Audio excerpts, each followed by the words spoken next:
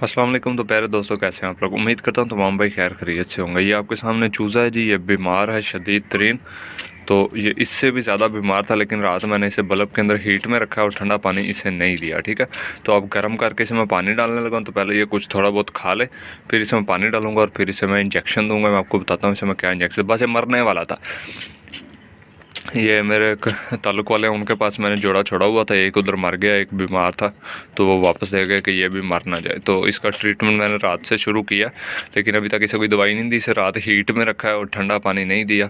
ठीक है, तो अभी मैंने काल के लाया, मैंने कहा चलो इसे कुछ पहले फीड करवा लेते हैं, उसके बाद इंजेक्शन देंगे इसे। ये देखें जी चूज़े का हाल बेचारे का, इसे बुखार है शदीद, दुबक के बैठा हुआ। तो हमारे पास मौजूद है डेक्सामेथासोन। ठीक है, उसके अलावा हमारे पास मौजूद है न्यूरोबयान।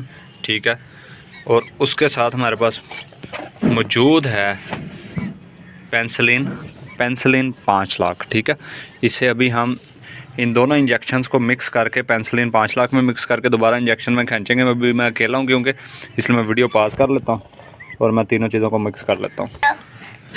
ये मैंने डेक्सा और न्यूरोबयान इसके अंदर खींच लिया मिक्स करके। अब इसे हम पेंसिलिन में डालेंगे।